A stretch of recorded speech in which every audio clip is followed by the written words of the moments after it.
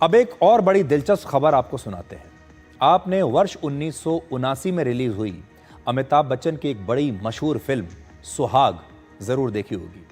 अगर नहीं देखी तो उसका एक डायलॉग शायद आपको आज याद आ जाएगा, जब अमिताभ बच्चन कहते हैं, ये है कोल्हापुरी चप्पल नंबर 9, देखने में 9 और फटके में 100। ये इनका बड़ा मशहूर डायलॉग था। हाथ में अमिताभ बच्चन के कोल्हापुरी चप्पल है और डायलॉग मैंने आपको बता ही दिया। आज हम इसी कोल्हापुरी चप्पल की बात करेंगे जो पैरों में पहनने के लिए बनी थी, लेकिन अब भारत की पहचान पर एक सवाल बन गई है।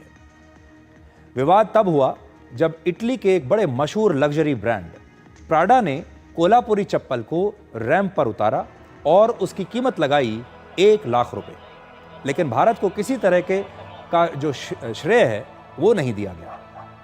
आज इस मामले में 2 बड़ी बातें हुई हैं। पहली बात, बॉम्बे हाई कोर्ट ने प्राडा के खिलाफ दाखिल की गई एक जनहित याचिका को खारिज कर दिया।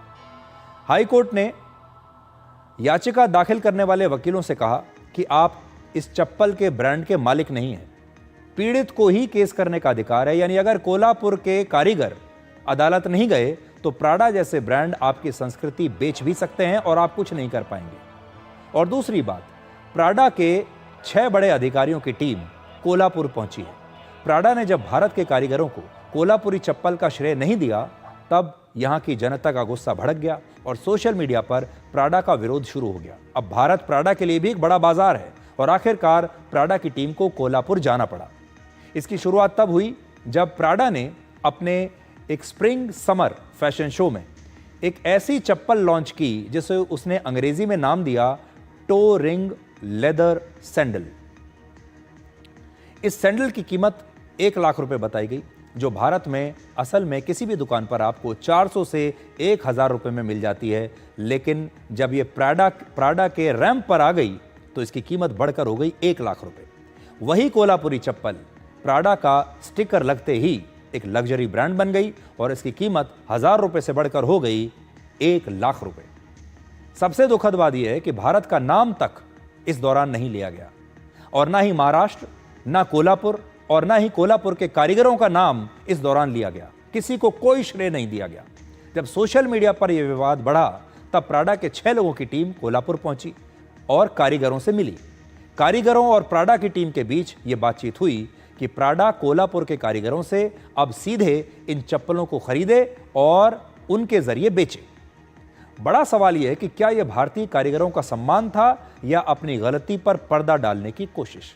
जब कोई विदेशी ब्रांड आपके सामान को अपना बना ले, उस पर आपका नहीं अपना नाम लिख दे, आपको जरा सा श्रेय भी ना दे, मुनाफे में आपकी हिस्सेदारी ना रखे, तो समझिए यह सिर्फ चोरी नहीं बल्कि एक सांस्कृतिक कब्जा है। और यह पहली बार नहीं हुआ। आजकल आपने देखा होगा जूट के बैग्स, हमारे देश के आयुर्वेदिक नुस्खे, खादी के कपड़े, बांस के बर्तन विदेशों में महंगे महंगे दामों पर बेचे जा रहे हैं। हमारे घरों में जो घरेलू नुस्खे अपनाए जाते हैं अब उनको पेटेंट कराया जा रहा है और उन पर भारत का नाम नहीं बल्कि किसी विदेशी ब्रांड का लोगो छाप दिया जाता है। और यह स्थिति तब है जब कोल्हापुरी चप्पल को जीआई टैग मिला हुआ है।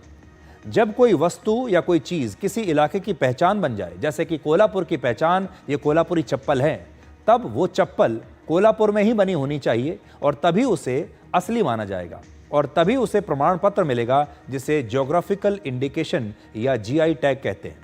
कोल्हापुरी चप्पल को वर्ष 2019 में यह जीआई टैग मिल गया था।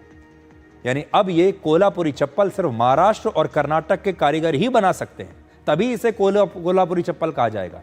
ऐसा कई बार हुआ है कि कोई विदेशी ब्रांड आपका डिजाइन ले जाए, आपकी पहचान ले जाए, नाम बदल दे और उसकी कीमत 100 गुना बढ़ा दे। तो क्या हमारी जिम्मेदारी सिर्फ ट्वीट करके पूरी हो जाती है, सोशल मीडिया पर शोर करके पूरी हो जाती है? कोल्हापुरी चप्पल सिर्फ एक फैशन नहीं है, ये भारत की मेहनत, पहचान और परंपरा है। इसे नज़रअंदाज नहीं किया जा सकता। जब तक आप अपनी कला का सम्मान नहीं करेंगे तो दुनिया उसे स्टाइल बनाकर ऐसे ही बेचती रहेगी। भारत की परंपरा कोई थीम नहीं है, ये एक जीवित आत्मा है।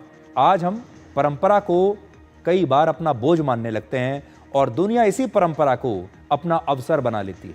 इसलिए आज हम खुद को मॉडर्न दिखाने के चक्कर में अपनी पहचान मिटा रहे हैं और विदेशी ब्रांड्स उसी पहचान से करोड़ों रुपए कमा रहे हैं।